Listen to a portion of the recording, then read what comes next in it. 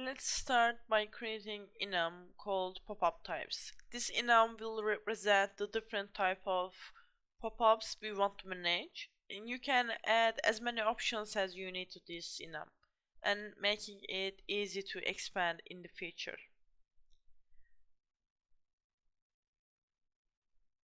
Next, we will create a new struct that holds pop-up types value and its corresponding to game object.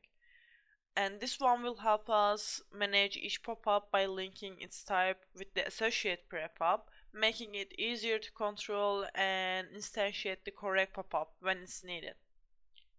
And the UI pack class, this one, is mainly used to store reference to UI elements, such as the canvas where pop-ups will be displayed.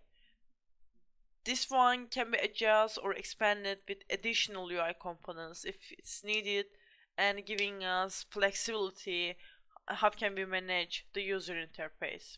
And finally, we need to bind these components from the scene context using Zenject.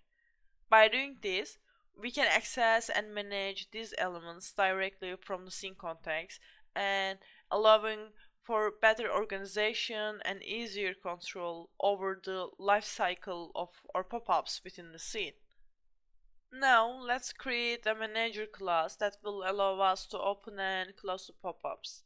When we add the iInitializable and iDisposable interface, we are required to implement the initialize and dispose method. This allows us to define the setup process for the class in the initialize method, and these processes are executed automatically by Zenject. Here we use Zenject for dependency injection, and our required dependencies are pop-ups and UIPack for now.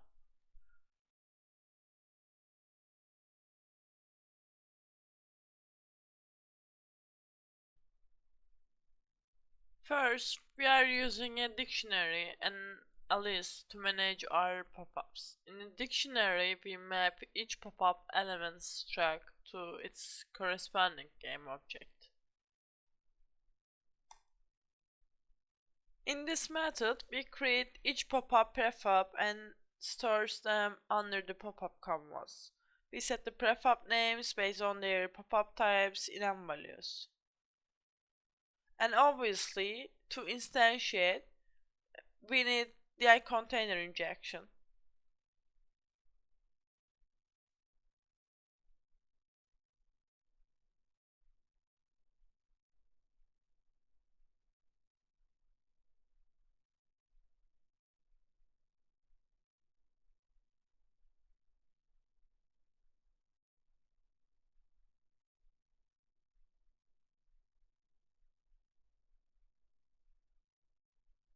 And now we hide them initially by using setActiveFalse.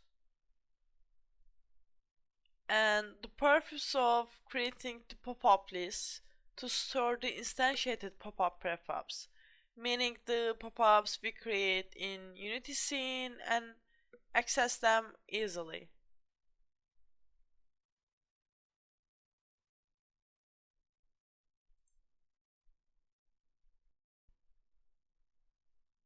This method is to show or hide a specific pop-up.